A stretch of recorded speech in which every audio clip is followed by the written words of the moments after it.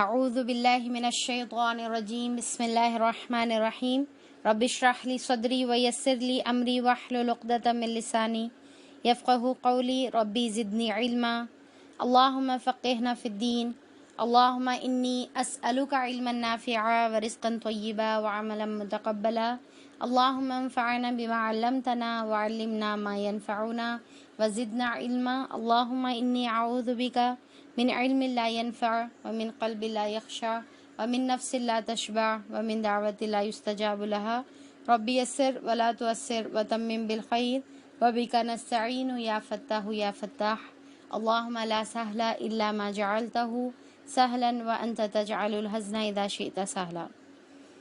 أعوذ بالله من الشيطان الرجيم بسم الله الرحمن الرحيم الحمد لله الذي هدانا لهذا وما كنا لنهتدي لولا ان هدانا اللہ.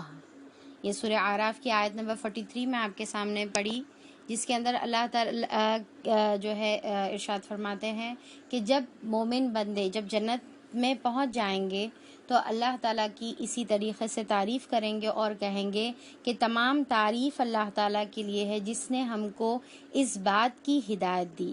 اگر اللہ تعالیٰ کی ہدایت نہیں ہوتی تو پھر یہ ہمارے لیے کبھی بھی پاسبل نہیں ہوتا کہ ہم یہ کام کر سکتے.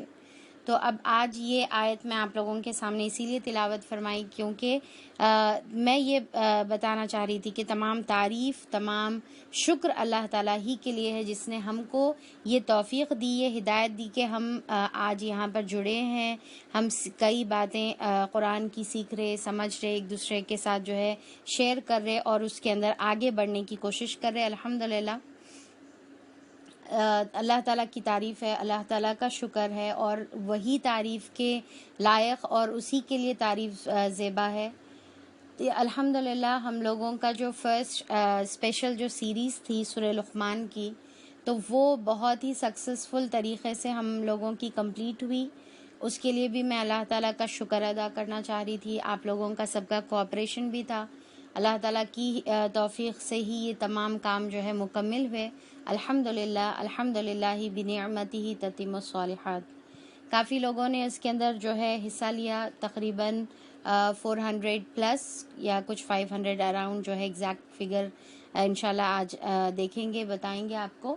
تو کافی لوگوں نے اس میں حصہ لیا. کئی لوگ آؤٹ آف 100 اسکور کرے 100% ماشاءاللہ، اور کئی ماشاءاللہ سے ہماری بہنوں نے 80% اباو اسکور کیا جو جس کو سرٹیفکیٹ ملا. تو اللہ کا شکر ہے. تو یہاں پر اسی طریقے سے اللہ تعالیٰ ہمارا یہ قرآن کا جو سفر ہے وہ جاری رکھے اور آپ لوگ ہوپ فلی اس کے اندر جو ہے کافی مستفید ہوئے ہوں گے اور وہ فرق بھی آپ لوگ محسوس کرے ہوں گے کہ جس طریقے سے ایگزام دینے کے بعد جو آپ لوگوں کا یعنی کہ سورہ لقمان کی آیتوں میں جو عبور آیا، آپ لوگوں کا جو پرفیکشن آیا، جو گہرائی میں آپ جو ہے جا کر سمجھے. اور کئی باتیں ہو سکتا کہ کلاس کے ٹائم پر آپ مس کر دیے ہوں گے اور آپ نوٹ نہیں کرے، پر اب جب آپ ایگزام کے لیے پریپیئر کر رہے تھے تو وہ ٹائم پہ کافی جو ہے اس کے اندر آپ لوگ ڈیٹیل جو ہے اس کو صحیح سمجھے، اچھے سے سمجھے. تو یہ فرق ہوتا ہے کہ ایک جو ہے صرف ایز اے آڈینس جو ہے بیٹھ کر سننا، ایز اے لسنر سننا، اور پھر ایز اے اسٹوڈنٹ قرآن کو لینا، اس میں زمین آسمان کا فرق ہوتا ہے. تو ہم کوشش کریں کہ ہم صرف ایز اے لسنر نہ ہوں بلکہ ایز اے اسٹوڈنٹ ہم بنیں، طالب علم بنیں. کیونکہ حدیث میں کیا ہے کہ خیرکم تم میں سے بہترین وہ ہے جو قرآن کو سیکھے اور سکھائے. تو یا تو ہم کو قرآن کو سیکھنے والا بننا ہے یا قرآن کو سکھانے والا بننا ہے. تو ایز اے اسٹوڈنٹ ہم یہاں پر اگر رہیں گے تو پھر وہ ہم کو جو ہے زیادہ فائدہ دے گا. تو بہرحال دونوں میں سے ایک رہنے کی کوشش کریں. اگر ہم کو ایسا محسوس ہو رہا کہ بھئی ہم کو اچھے سے قرآن آ گیا تو پھر ہم اس کو جو ہے پڑھائیں گے یا پھر کم سے کم اس کو پڑھیں گے. جیسا حدیث میں آپ صلی اللہ علیہ وسلم نے فرمایا کہ خیرکم من تعلم القرآن وعلمہ، کہ تم میں سے بہترین وہ ہے جو قرآن کو سیکھے اور سکھائے. تو دونوں میں سے ایک ہم کو بننا ہے. تو جتنے بھی لسنرز ہیں، کیونکہ ہمارے پاس فہم قرآن میں ایز اے لسنر بھی آپ جوائن ہو سکتے، پر میں اس میں جو ہے آپ لوگوں کو بہت زیادہ یہ ریکمینڈ کروں گی کہ ایز اے لسنر آپ بالکل رہیے بے شک، پر ساتھ میں کوشش کریے کہ کچھ چھوٹا چھوٹا اٹیمپٹ آپ کرتے جائیے، کوئز آپ اٹیمپٹ کرتے جائیے. صرف جانا ہے، آپ کو ٹک مارنا ہے، صحیح آئے صحیح نہیں آئے تو نو پرابلم، کیونکہ جس کے مارکس جو ہے کم آتے ہیں ان کے مارکس گروپ میں ڈسپلے نہیں کیے جاتے، رائٹ. جو 80% ابو رہتے صرف ان کے مارکس ڈالے جاتے. تو آپ اگر اٹیمپٹ کرے اور آپ کے مارکس کم آئے تو کوئی مسئلہ نہیں ہے انشاءاللہ. بہرحال آپ کے جو ہے آپ اٹیمپٹ کریں گے تو انشاءاللہ اس کے اوپر اجر بھی آپ کو ملے گا. تو بہرحال یہ تمام سفر اللہ تعالیٰ الحمدللہ آسان کرتے جا رہے، تو اس کے لیے اللہ تعالیٰ کا شکر ہے، اللہ تعالیٰ کی ہی تعریف ہے. اور آپ لوگوں کی جو محبتیں ملی، یعنی کہ ایسا تھا یہ ویکینڈ پہ کہ ایک تو الحمدللہ ہم لوگوں کا سورہ لقمان کا ایگزام بھی ہوا، اس میں بھی کافی لوگ اچھے سے اسکور کرے، تو اس کے بھی کافی فیڈ بیکس آئے. اتفاق سے ٹیچرز ڈے تھا، اس کے بھی جو ہے کافی گریٹنگز آئے الحمدللہ. اور پھر ساتھ میں جو ہے 1000 جو ہے سبسکرائبرز ہو گئے، تو اس کے بھی کافی الحمدللہ. تو کافی اچھا رہا یہ ویکینڈ، اللہ کا شکر ہے. اور یہ تمام چیزوں میں اللہ تعالیٰ ہی کی تعریف ہے، اللہ ہی کا شکر ہے، اور اللہ تعالیٰ کی گائیڈنس ہے، اور اللہ نے ہدایت دیا اور جو ہم یہاں تک پہنچے. ورنہ پھر ہماری کوئی اس کے اندر جو ہے صلاحیت نہیں تھی، نہ ہماری کوئی ایسے اعمال تھے جس کے اوپر ہم یہ کام کر سکتے تھے، پر یہ اللہ تعالیٰ کی توفیق سے ہی یہ تمام چیزیں حاصل ہوئی الحمدللہ. تو چلیے اس کے ساتھ ہم لوگ اپنا جو ہے سفر قرآن کا آگے بڑھائیں گے. اور ہم لوگ آج جیسا آپ سے وعدہ کیا گیا تھا کہ سورہ احزاب ہم لوگ پڑھیں گے، تو انشاءاللہ ابھی ہم لوگ وہ سٹارٹ کریں گے. اعوذ باللہ من الشیطان الرجیم، بسم اللہ الرحمن الرحیم. یا ایہا النبی اتق اللہ ولا تطع الكافرین والمنافقین ان اللہ کان علیما حکیما. شروع اللہ کے نام سے جو نہایت مہربان رحم کرنے والا ہے. اے نبی کریم صلی اللہ علیہ وسلم، اللہ تعالیٰ سے ڈرو اور کفار اور منافقین کی اطاعت نہ کرو. حقیقت میں علیم اور حکیم تو صرف اللہ تعالیٰ ہی کی ذات ہے. اب یہاں پر یہ سورہ احزاب میں جیسا ہم لوگ ہمیشہ اس کا تھوڑا سا بیک گراؤنڈ پہلے پڑھتے ہیں، رائٹ. اس کے بعد پھر ہم لوگ جو ہے سورہ کی آیتوں کی طرف آئیں گے. تو سورہ احزاب جو ہے، یہ احزاب ورڈ حزب سے ہے، یعنی کہ HIZB، ٹھیک ہے. انگلش میں اگر ہم دیکھیں گے تو حزب، تو یہ احزاب جو ہے حزب کی جمع ہے. حزب کا مطلب جو ہے گروپس کو کہتے ہیں. جیسا حزب اللہ اگر آپ لوگ سنے ہوں گے، اللہ تعالیٰ کا گروپ، ٹھیک ہے، جس کا ذکر قرآن کے اندر بھی آتا ہے. تو حزب کا مطلب کیا ہے؟ گروپس کو کہتے ہیں. تو یہاں پر یہ اس کا نام اس طریقے سے کیوں رکھا گیا ہے؟ ایک تو آیت نمبر پہلا ہم یہ بولیں گے کہ بھئی آیت نمبر 20 میں احزاب کا ورڈ آیا ہوا ہے، تو اسی لیے اس سورہ کا نام علامتی طور پہ احزاب رکھا گیا ہے. دوسرا یہ ہے کہ احزاب یہ جو ورڈ آیا یہ کیوں آیا؟ کیونکہ جنگ خندق میں یا جنگ احزاب دونوں ایک ہی جو ہے جنگ کو کہتے ہیں، یا تو اس کو جنگ خندق بولیں گے یا جنگ احزاب بولیں گے.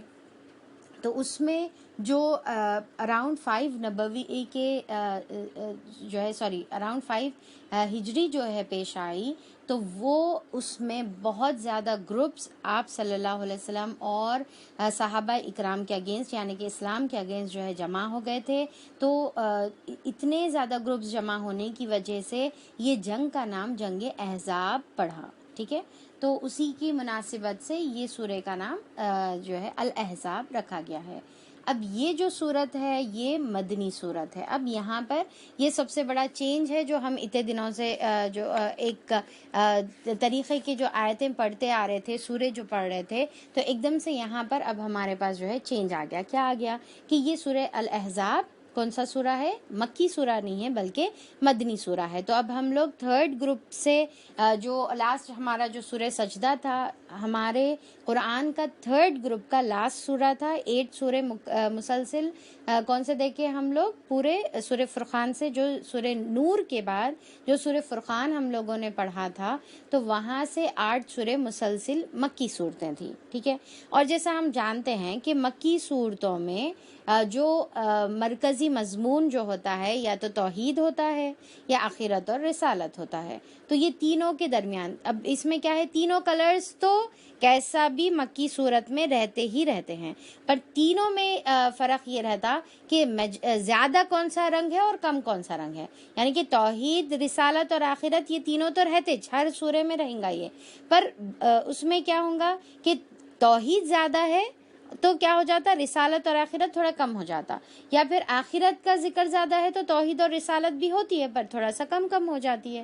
اور پھر اسی طریقے سے جو ہے بعض رسالت کی جو ہے مضمون ہوتا ہے. تو جو ہمارا سیکنڈ گروپ تھا اس میں ہم لوگ کیا دیکھے تھے کہ اس میں بہت زیادہ جو ہے ذکر رسالت کا تھا. اب یہاں پر اس کے اندر جو ہے لاسٹ جو ہمارا تھرڈ گروپ تھا اس کے اندر زیادہ ذکر کس کا تھا، توحید کا کثرت سے ذکر ہم لوگ دیکھے. ٹھیک ہے، تو آپ لوگوں کو ہوپ فلی یاد ہوں گا. پھر سے آپ لوگوں کو تھوڑا سا ایک بریف ریویژن کر دوں میں. پہلے تو ہم لوگوں نے سورہ فاتحہ پڑھا، وہ تو سب سے یعنی کہ پورے قرآن میں سارے سوروں کا سردار آپ اس کو کنسیڈر کر سکتے، یا پھر انٹروڈکشن کنسیڈر کر سکتے، پریفیس اس کو کنسیڈر کر سکتے، ہو گیا. اس کے بعد پھر ہم لوگ دیکھے کہ دو جو ہے ہم لوگ دیکھے کہ مکی صورتیں آئی تھی. ٹھیک ہے، سورہ اعراف اور سورہ انعام، دو مکی صورتیں آئی تھی اور دونوں کا ٹاپک کیا تھا، رسالت تھا. ٹھیک ہے، پھر اس کے بعد سیکنڈ ہمارا گروپ تھا جو 14 سوروں پر مشتمل تھا. تو پھر جو سورہ یونس سے شروع ہوا تھا اور سورہ مومنون تک چلا تو وہ بھی اس کا مرکزی مضمون کیا تھا، رسالت ہی تھا. ٹھیک ہے، تو فرسٹ اور سیکنڈ دونوں کا رسالت تھا. اس کے بعد سورہ نور آیا تو یہاں پر مدنی صورت آ کے اس کو ڈیوائڈ کر دی. اس کے بعد سورہ فرقان ہم لوگ پڑھے. سورہ فرقان سے 8 سورے پورے کس پہ بیس تھے، توحید پر بیس تھے. اب یہاں پر پھر ایک بریک آ گیا بیچ میں. اب یہ بریک کون سا ہے، سورہ الاحزاب کا بریک ہے جس میں اب ہم مدنی صورت پڑھیں گے یہاں پر. اس کے بعد پھر ایک گروپ آئے گا، ٹھیک ہے، جو مکی صورتوں پر مشتمل رہے گا اور اس کا بھی مرکزی مضمون توحید رہے گا. تو سمجھ میں آ گیا. تو دو رسالت کے ہو گئے، اب دو توحید کے رہیں گے جس میں ایک گروپ ہم آلریڈی پڑھ چکے ہیں، آگے اور ایک گروپ آنے والا ہے توحید کا جو ہم بعد میں پڑھیں گے، ابھی نہیں پڑھیں گے. اور آخری میں جو اتنے بھی صورتیں ہیں وہ تمام صورتیں جو ہے آخرت پر بیسڈ رہے گی، جو سورہ قاف سے شروع ہوں گی. تو ابھی تو وہ انشاءاللہ ہم لوگ آگے دیکھیں گے. تو اب یہاں پر یہ جو بریک آیا ہوا ہے یہ کیا کا بریک ہے، سورہ الاحزاب کا بریک ہے جو مدنی صورت ہے. اب سورہ نور کے بیک گراؤنڈ میں ہم لوگ پڑھے تھے کہ سورہ نور اور سورہ احزاب دونوں کو کیا ہے، جوڑی والی صورتیں ہیں. کافی دونوں کے اندر سملیرٹی ہم کو جو ہے محسوس ہوں گی، اور دونوں میں جو ہے آئلی احکامات ہم لوگ دیکھیں گے، گھریلو احکامات دیکھیں گے. اور کیونکہ اب دیکھیں کہ جب آپ صلی اللہ علیہ وسلم، اب جہاں پر ہم لوگ یہ بول رہے ہیں نا کہ میں جب بتا رہی ہوں نا کہ مکی صورت ہے اور مدنی صورت ہے، ٹھیک ہے، تو آپ لوگوں کو بیک گراؤنڈ میں کیا آنے کا ہے ذہن میں، پوری مکی زندگی آنا ہے بیک گراؤنڈ میں یا مدنی زندگی آنا ہے. یعنی کہ مکی زندگی میں حالات کیا تھے کہ صحابہ اکرام پر ظلم کیا جا رہا اور حکم کیا دیا گیا کہ کفوا ایدیکم، کہ تم لوگوں کو اپنے ہاتھ روک کر رکھنا ہے. ٹھیک ہے، اب یہاں پر مدینے میں جب ہم سورے پڑھیں گے تو مدینے کی صورتوں میں کیا دکھیں گا کہ بھائی اللہ تعالیٰ جنگ کا حکم دے رہے، صحابہ اکرام جو ہے جنگ کر رہے، اس میں جو ہے اپنی جانوں کو اللہ تعالیٰ کی راہ میں لگا رہے. ٹھیک ہے، تو یہ والا فرق آپ کو دونوں صورتوں میں بہت زیادہ جو ہے فرق جو ہے آپ محسوس کریں گے. جیسا ہم لوگ جو ہے جب ہم لوگ سورہ بقرہ پڑھے تھے تو اس کا سٹائل کس طریقے سے تھا یاد ہوں گا آپ لوگوں کو. سورہ آل عمران پڑھے تھے، پھر اس کے بعد ہم لوگوں نے خاص طور پہ سورہ انفال پڑھی تھی. سورہ انفال میں کتنا زیادہ ہم لوگ دیکھے کہ جنگ بدر کا ذکر تھا، رائٹ. پھر اس کے بعد جو ہے سورہ توبہ پڑھے تھے ہم لوگ. تو سورہ انفال اور سورہ توبہ میں اگر ہم دیکھیں گے تو بہت زیادہ جو ہے جنگ بدر کا ذکر تھا، جنگ حنین ہم لوگ پڑھے تھے، فتح مکہ ہم لوگوں نے پڑھی تھی، اور پھر جو ہے جنگ تبوک ہم لوگوں نے پڑھی تھی. یہ تمام چیزیں. اور سورہ جو ہے سورہ آل عمران میں جو ہے ہم نے جنگ احد کا ذکر پڑھا تھا. ٹھیک ہے، تو اب دیکھیں کہ جو بھی یہ والے صورتیں جو مس کرے ہوئے ہیں تو ان کو پریشان ہونے کی بات نہیں ہے. انشاءاللہ ہم لوگ یہ صورتوں کو پھر سے بعد میں پڑھیں گے تو کوئی مسئلہ نہیں ہے. اچھا، پھر اب دیکھیں کہ یہ جو سورہ احزاب ہے تو اچھا اس کے بعد جو ہے ہم لوگ جو سورہ نور دیکھے تھے، سورہ نور اور سورہ احزاب میں جیسا میں ابھی بتائی کہ کافی سملیرٹی ہے، دونوں میں احکامات کا ذکر ہے، پر جو سب سے بڑا میجر ڈفرینس ہے، جو سب سے بڑا فرق ہے وہ یہ ہے کہ سورہ نور میں کسی جنگ کا جو ہے جنگ کا ذکر نہیں ہے، یعنی کہ جنگ کی طرف اشارہ تو ہے پر جنگ کا ذکر نہیں ہے. جیسا اب یہاں پر ہم لوگ سورہ احزاب میں پورا بہت زیادہ آیتیں جنگ خندق سے ریلیٹڈ ہم لوگ پڑھیں گے.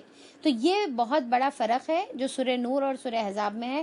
باقی کا دوسرا جو ہے سملیرٹی بہت زیادہ ہے، جس کے اندر جو ہے ہم لوگ کیونکہ اب آپ صلی اللہ علیہ وسلم جب تک مکہ میں تھے تو وہاں پر اسلام قائم نہیں ہوا تھا، ابھی وہاں پر جو ہے مسلمانوں کی میجورٹی نہیں تھی، بہت قلیل تعداد میں مسلمان صحابہ اکرام موجود تھے. اور پھر کیا ہے کہ صحابہ اکرام پر انفیکٹ جو ہے جو چیزیں اللہ تعالیٰ کے جو احکامات ہے یا پھر جو حکم ہے یا بیسک جتنے بھی احکامات ہے، صرف توحید کا بھی اگر ہم لے لیں گے تو وہ بھی عمل کرنے کے لیے صحابہ اکرام کو ٹارچر کیا جا رہا تھا، روکا جا رہا تھا.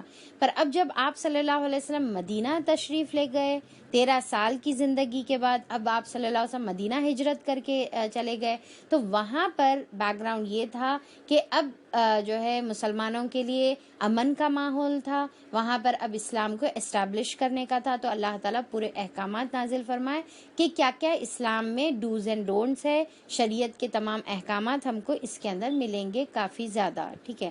اور سورہ احزاب کی جو خاصیت ہے وہ یہ ہے کہ اس کے اندر فرسٹ جو ہے پورے قرآن کے اندر سب سے پہلا حکم جو قرآن کے اندر ملتا ہے حجاب کے بارے میں، پردے کے بارے میں، تو وہ سورہ الاحزاب میں ہے. ٹھیک ہے. پر ہم سورہ نور میں بھی پردے کے بارے میں پڑھے تھے، یاد ہوں گا نا آپ لوگوں کو؟ تو اس میں آپ لوگوں کو بتائی تھی، شاید آپ لوگوں کو یاد ہے یا نہیں ہے، کہ سورہ نور سورہ احزاب کے بعد نازل ہوئی.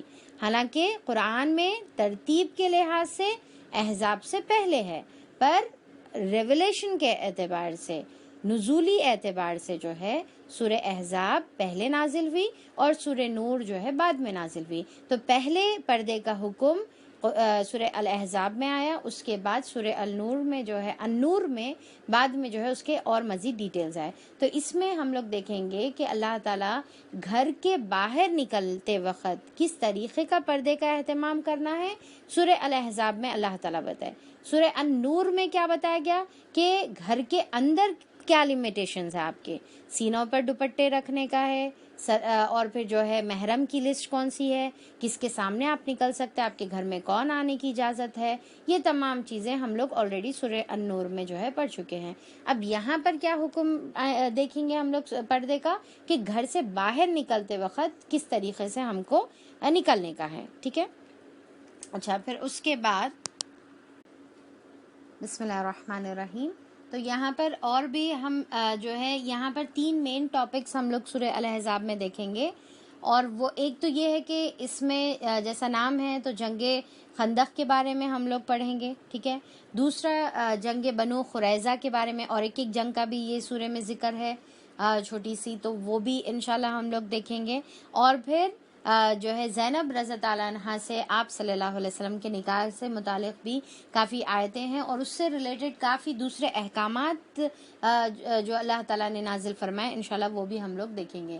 تو سورہ نور میں ہم لوگ دیکھے تھے کہ بی بی عائشہ رضی اللہ عنہا پر تہمت لگائی تھی. آپ لوگ کو یاد ہوگا کہ اس میں کیا تھا کہ بی بی عائشہ رضی اللہ عنہا کے کیریکٹر پر یا پھر انڈائریکٹلی آپ صلی اللہ علیہ وسلم پر بھی جو ہے وہ حملہ تھا. اب یہاں پر جو ہے آپ صلی اللہ علیہ وسلم کی خود کی ذات پر ڈائریکٹ حملہ ہے، کیونکہ یہ ہوا تھا کہ اللہ تعالیٰ نے بی بی زینب رضی اللہ عنہا سے نکاح کرنے کا جب حکم دیا تو آپ صلی اللہ علیہ وسلم جب ان سے نکاح کرے تو اس میں 2 ایشوز تھے. پہلا ایشو یہ تھا کہ بی بی زینب رضی اللہ عنہا جو ہے 5th وائف تھے، جبکہ اجازت جو ہے 4 وائف کی شریعت میں بتا دی گئی تھی، تو 5th وائف تھے. وہ ایک ایشو وہ لوگوں نے کریٹ کیا تھا. اور دوسرا یہ تھا کہ مبنی جو ہے یعنی کہ بہو تھے، انہوں منہ بولے بیٹے کی بیوی تھے، طلاق یافتہ تھے، یعنی کہ طلاق ہو گئی تھی، جو زید بن حارث رضی اللہ عنہ، آپ لوگ جانتے ہوں گے کہ آپ صلی اللہ علیہ وسلم کے منہ بولے بیٹے تھے، رائٹ.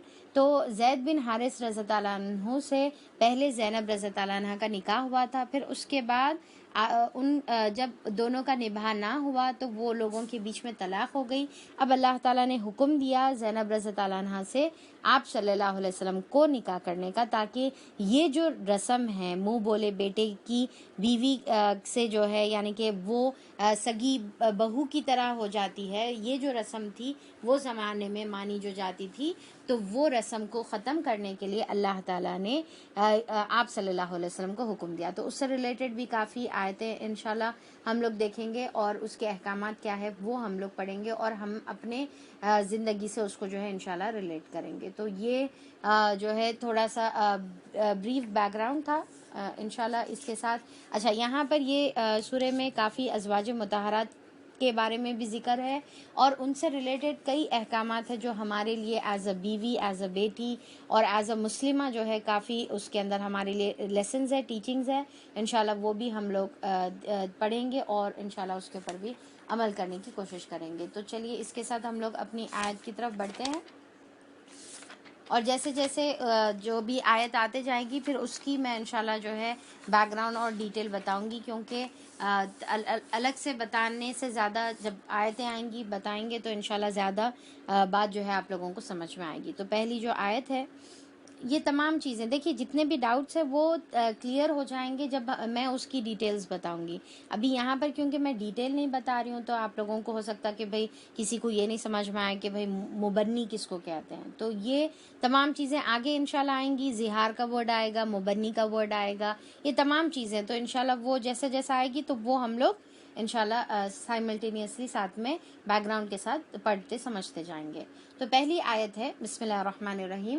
اے نبی کریم صلی اللہ علیہ وسلم، اللہ سے ڈرو اور کفار اور منافقین کی اطاعت نہ کرو، حقیقت میں علیم اور حکیم تو اللہ تعالیٰ ہی ہے. تو اب یہاں پر یہ سورہ جب شروع ہو رہا ہے تو اس میں سب سے پہلا حکم جو آ رہا ہے آپ صلی اللہ علیہ وسلم کے لیے وہ کیا ہے کہ اے نبی کریم صلی اللہ علیہ وسلم اللہ تعالیٰ سے ڈرو. یعنی کہ دیکھیے کہ سوچ کے دیکھیے کہ اللہ تعالیٰ پہلا حکم نبی کریم صلی اللہ علیہ وسلم کو جو دے رہے ہیں وہ اللہ تعالیٰ سے ڈرنے کا حکم دیا جا رہا ہے. تو یہاں پر ایک تو یہ حکم آپ صلی اللہ علیہ وسلم کے لیے اسپیسیفکلی آپ کے لیے خاص ہے، اور دوسرا جو ہے آپ صلی اللہ علیہ وسلم کے ساتھ ساتھ یہ تمام قرآن آخری زمانے تک جس کے لیے ہدایت کی کتاب ہے یعنی کہ تمام انسانوں کے لیے یہ حکم بھی اسی طریقے سے آخری انسان تک جو ہے یہ حکم رہیں گا. تو اللہ تعالیٰ آپ صلی اللہ علیہ وسلم کو حکم دے رہے، ساتھ میں ہم سب کو حکم دے رہے کہ اللہ تعالیٰ سے ڈرو. تو اب دیکھیے کہ نبی کریم صلی اللہ علیہ وسلم کو اگر حکم دیا جا رہا ہے اللہ تعالیٰ سے ڈرنے کا اور اللہ تعالیٰ کا تقوی اختیار کرنے کا، تو پھر ہم کو کتنا زیادہ اللہ تعالیٰ سے جو ہے تقوی کرنا چاہیے. اور پھر کیا ہے کہ آپ صلی اللہ علیہ وسلم آلریڈی اللہ تعالیٰ سے تقوی کرتے تھے، پر پھر بھی اللہ تعالیٰ جو ہے حکم دے رہے. یعنی کہ یہ ایسا کام نہیں ہے نا کہ ایک بار کر لیں تقوی کر لیں اور جو ہے کافی ہو جائے گا، ایسا نہیں ہے. یہ کنٹینیوس پروسیس ہے، مسلسل آپ کو اللہ تعالیٰ کا کانشیسنس اپنے اندر رکھنا ہے. یعنی کہ اللہ تعالیٰ کی ہر ایک عمل کرنے سے پہلے اللہ تعالیٰ کی رضا کا خیال کرنا ہے اور ناراضگی سے بچنے کی کوشش کرنا ہے. تو پھر خود بخود انشاءاللہ جو ہے انسان کی زندگی پورا اللہ تعالیٰ کے احکامات کے مطابق ہوتے جاتی. تو پہلا حکم یہ سورہ میں جو مل رہا ہے وہ کیا ہے کہ اللہ تعالیٰ کا تقوی اختیار کرو. ولا تطیع الکافرین، اور کافروں کے جو ہے جو کافر ہے ان کی اطاعت نہیں کرو، اور والمنافقین، اور منافقین کی اطاعت نہیں کرو. تو ایک چیز کا یہاں پر یہ آیت میں ایک چیز کا حکم ہو رہا اور پھر ایک چیز سے روکا جا رہا. اللہ تعالیٰ کا تقوی کا حکم ہو رہا اور اللہ تعالیٰ کے علاوہ جو یعنی کہ کافر اور منافقین ہیں ان کی اطاعت سے روکا جا رہا ہے. تو اب دیکھیے کہ اب یہاں پر خاص یہ بات سمجھنے کا ہے کہ کون سی اطاعت سے روکا جا رہا ہے کہ دین کے معاملے میں، شریعت کے معاملے میں کافروں اور منافقین کی اطاعت نہ کرو. مطلب کیا ہے اطاعت نہ کرو؟ کہ ان کی خواہش کے مطابق یا ان کو خوش کرنے کے لیے اللہ کی نافرمانی کا کوئی کام نہیں کرو. کہ تم جو ہے تمہارا باس ہے تم اس کو خوش کرے، تمہارا دوست ہے تم اس کو خوش کرے، تمہاری جان پہچان کے لوگ ہیں تم اس کو خوش کرے، تاکہ وہاں سے کوئی جو ہے بینیفٹ حاصل کر سکیں یا ان کو خوش کر سکیں، ان کی جو ہے رضا جوئی حاصل کر سکیں. تو تم ان کو خوش کریں گے اور اللہ تعالیٰ کو ناراض کریں گے. تو اللہ تعالیٰ بول رہے کہ نہیں، ایسا نہیں کرنے کا ہے، بلکہ تم کو کیا ہے کہ اللہ تعالیٰ کی نافرمانی میں، اب جیسا پریویس سورے میں ہم لوگ پڑھے تھے نا سورہ لقمان میں، کہ کیا بتایا گیا تھا کہ والدین کی بھی تک جو ہے تم کو اللہ تعالیٰ کی نافرمانی میں والدین کی بھی فرما برداری تم کو نہیں کرنے کا ہے. اگر والدین تم کو اللہ کی نافرمانی کا حکم دے رہے تو چھوڑ دو, وہ والی بات نہیں سننا ہے. باقی کے تمام چیزیں سنیں گے پر یہ والی بات جو ہے نہیں سنیں گے. تو اللہ تعالیٰ یہاں پر آپ صلی اللہ علیہ وسلم کو بول رہے کہ ان کے خاطر. اب کیا ہوا تھا کہ کیا آپ صلی اللہ علیہ وسلم کسی کی اطاعت کر رہے تھے؟ تو اطاعت نہیں کر رہے تھے, پر اللہ تعالیٰ جو ہے آپ صلی اللہ علیہ وسلم کو جنرل ایک حکم دے رہے. اور دوسرا یہ ہے کہ بعض چیزوں میں ایسا ہو رہا تھا کہ آپ صلی اللہ علیہ وسلم جب دین کی طرف ان کو جو ہے دعوت دے رہے تھے, جیسا خاص طور پہ منافقین ہیں, ظاہری میں کیا ہے وہ مسلمان ہے پر حقیقت میں دل سے کیا ہے منافق ہے. پر اب منافق کیا جب جو ہے معلوم ہو جاتا تھا کہ یہ شخص منافق اور یہ ایمان والا ہے, وہ ٹائم پہ تو انہیں کلمہ گو رہتا تھا, انہیں اپنے آپ کو مسلمان جو ہے ڈکلیئر کرتا تھا اور اسلام کا دعویٰ کرتا تھا, تو وہ تو مسلمان ہی تھا. ٹھیک ہے, اب یہ ہوتا تھا کہ مسلمان رہنے کے ناطے وہ مسجد میں آتا تھا, وہ مسلمانوں کے ساتھ اٹھتا بیٹھتا تھا, اور پھر کیا کرتا تھا آپ صلی اللہ علیہ وسلم کو کچھ ایسی چیزوں کی طرف پریشرائز کرتے تھے وہ جو گروپ تھا, جس کی وجہ سے آپ صلی اللہ علیہ وسلم اپنے اوپر جو ہے پریشر محسوس کرتے تھے. دوسرا یہ تھا کہ آپ صلی اللہ علیہ وسلم جو کافر تھے, کفار جو تھے, ان کو جب دین کی دعوت دے رہے تھے تو آپ صلی اللہ علیہ وسلم تھوڑا ان کے ساتھ نرمی کا بھی اختیار کرنا چاہ رہے تھے, کیونکہ جیسا ہے نا کہ دعوت کا طریقہ کیا ہے, آپ کو نرمی اختیار کرنا پڑتا تاکہ انہوں آپ کی بات سنیں. تو اب یہاں پر آپ صلی اللہ علیہ وسلم تھوڑی نرمی بھی اختیار کر رہے تھے تاکہ انہوں جو ہے دین کی طرف آئے, اسلام کی طرف آئے, اور ہمیشہ کی جو یعنی کہ جو زندگی ہے, جو آخرت کی ہمیشہ فار ایور کی جو زندگی ہے, اس سے وہ جو ہے بچ جائیں. ہم تھوڑی سی کیا کر رہے تھے کہ نرمی اختیار کر رہے تھے. تو اب اللہ تعالیٰ یہاں پر بتا رہے کہ شریعت کے احکامات کے اوپر عمل کرنے کی جب بات آئے, اللہ کی اطاعت کرنے کی جب بات آئے, تو پھر آپ صلی اللہ علیہ وسلم ذرا بھی نرمی نہیں اختیار کریں گے کفار اور منافقین کے ٹورڈز, اور ان کی جو ہے اطاعت نہیں کریں گے.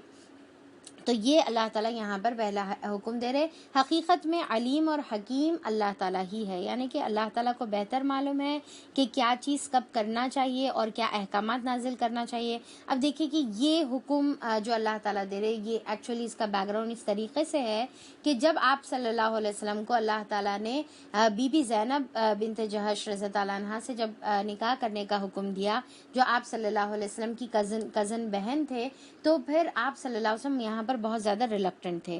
کیوں ریلکٹنٹ تھے؟ کیونکہ آپ صلی اللہ علیہ وسلم کو معلوم تھا کہ مکہ میں یا مدینے میں یا وہاں جو ماحول تھا اس میں مبنی کس کو کہتے ہیں, منہ بولا بیٹا. جیسا آپ کسی کو اپنا بیٹا بنا لیتے ہیں, ٹھیک ہے, اب یہ جو ہے میرے بیٹے کے جیسا ہے, جیسا آج بھی ہم بولتے ہیں نا, انہوں جو ہے سگے بیٹے نہیں ہوتے, پر کسی کو جو ہے بہت ان کی اچھائیوں کی وجہ سے یا کوئی بھی اس طریقے سے, تو آپ ان کو جو ہے اپنا بیٹے کے جیسا جو ہے مانتے ہیں. تو اللہ تعالیٰ بول رہے کہ ماننے سے بیٹا نہیں ہوتا. اب کیونکہ آج ہمارے پاس یہ چیز شریعت میں آلریڈی آ گئی ہوئی ہے, یہ چیز سالوں سے پریکٹس نہیں ہو رہی, تو ہمارے کو معلوم ہے کہ اسلام میں کسی کو بیٹا بنا لینا, کسی کو بیٹی بنا لینے سے, جیسا گود لینا بولتے نا, اڈاپٹ کرنا بولتے, تو اس طریقے سے اڈاپٹ کرنا یا گود لینا اسلام میں شریعتاً جائز نہیں ہے.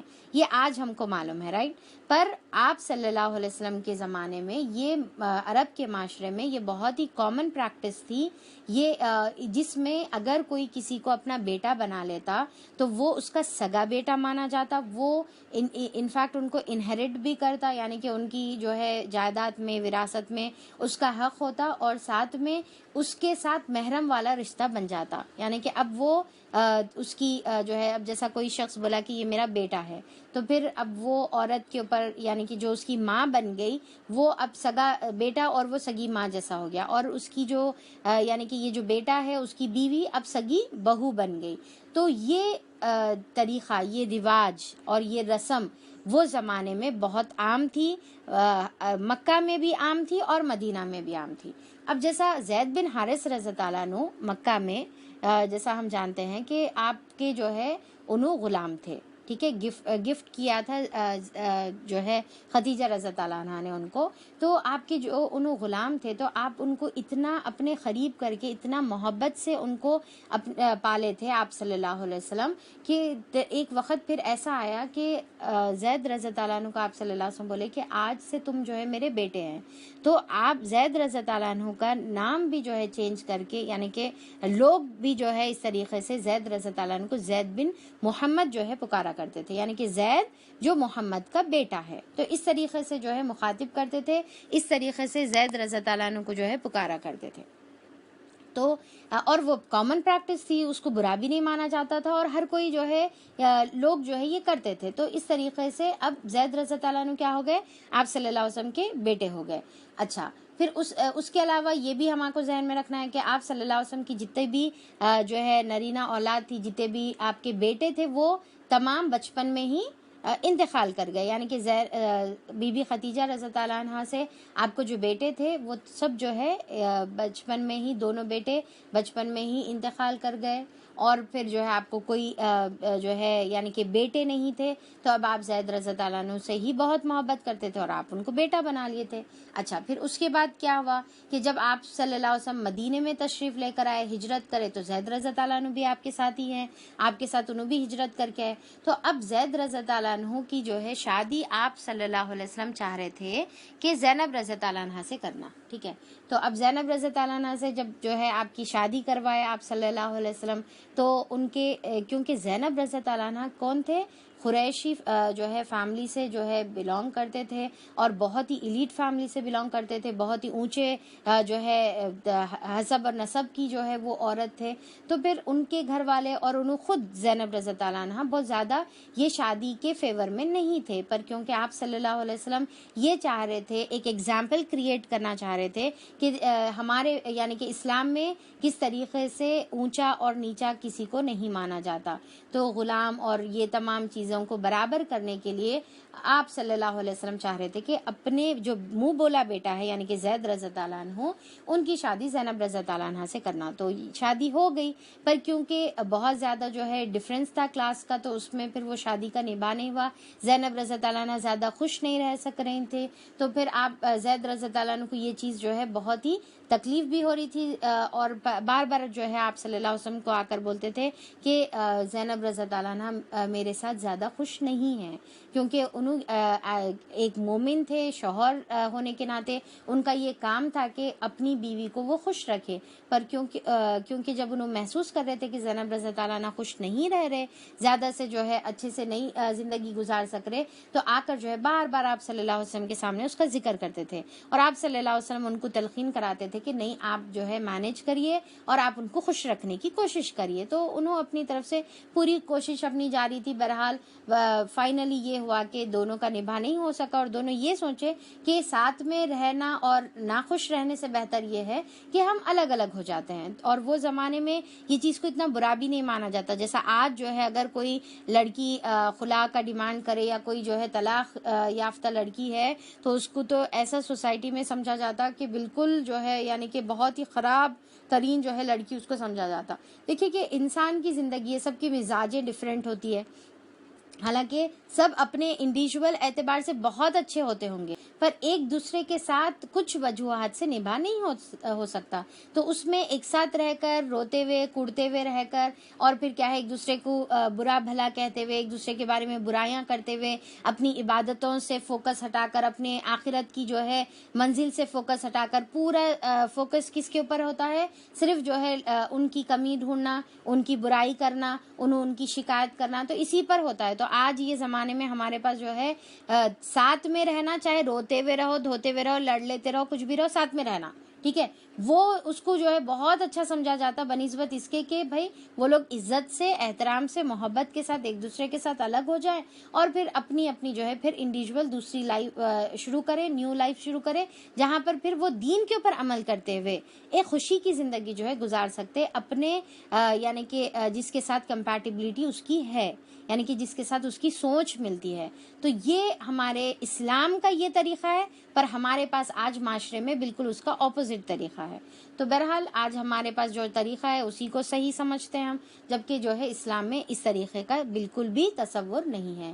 اگر آپ اچھے سے خوش رہ رہے اور دونوں مل کر جنت کو حاصل کرنے کی کوششوں میں لگے ہوئے ہیں، دونوں دین کے مقصد کو پورا کر رہے، دونوں جو ہے اقامت دین کے اوپر کام کر رہے، تو پھر دونوں مل کر خوش رہیں گے ساتھ میں۔ اگر نہیں کر سک رہے، کمپیٹیبلٹی نہیں ہو رہی، آپ کی ذہنیں نہیں مل رہی، تو پھر یہاں پر بہتر حکم ہے کہ آپ الگ ہو جائیں اور پھر جو ہے صحیح سے اپنی آخرت کی تیاری کریں۔